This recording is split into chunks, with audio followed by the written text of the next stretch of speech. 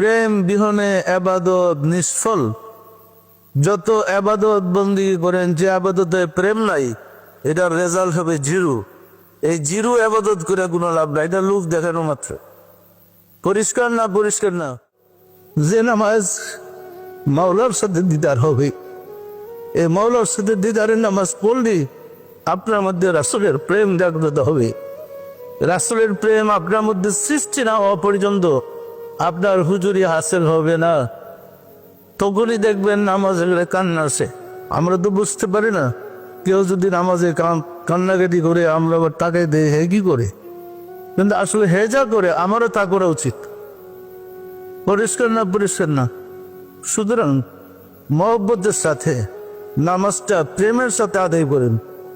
প্রেম যদি আল্লাহর সাথে আপনার সৃষ্টি হয়, প্রেম যদি আল্লাহর সাথে আপনার জন্ম হয়, তখন আপনি পেরেশান থাকবেন কখন আবার মালিকের সামনে আমি হাজিরে তার কদমে সেজদা দেব।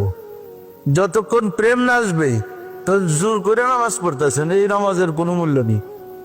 যখন প্রেম সৃষ্টি হবে আপনি খুঁজবেন নিরিবিলি কখন আমার প্রভুকে পাবো, কখন তার পদ মুবারকে সেজদা করবো। পরিষ্কার না? পরিষ্কার না? সুতরাং প্রেম বিহনে আবাদত নিষ্ফল। যত আবাদত বন্দি করেন, যে আবাদতে প্রেম নাই, এটার রেজাল্ট হবে জিরো। এই জিরো আবাদত করে কোনো লাভ নাই, এটা লোক দেখানো মাত্র। পরিষ্কার না? পরিষ্কার না? উপরে তো ইমাম সাহেবও জানে, মুসল্লিরও জানে, এবারে 25 বছর যাবৎ জমাতে নামাজ পড়তেছে, মনে যে নামাজে কোন কীর্তি করতেছে আর কেউ জানছি। যখন বলছে মাত্র হিসাব বের এলাম 2টা দোকানে, তখন বুঝলাম যে 3 ওয়াক্ত মানে 3 রাকাত নামাজ কিভাবে শুদ্ধ হয়।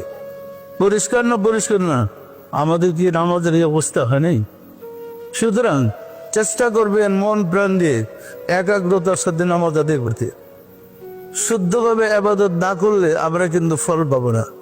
অশুদ্ধ আবাদত মানুষকে মুক্তি দিতে পারে না, আর শুদ্ধ আবাদত মানুষকে আটকে রাখতে পারে না। শুদ্ধ আবাদত তাকে মঞ্জিলে মকসুদে পৌঁছাই ছাড়বে। পরিষ্কার না? পরিষ্কার না?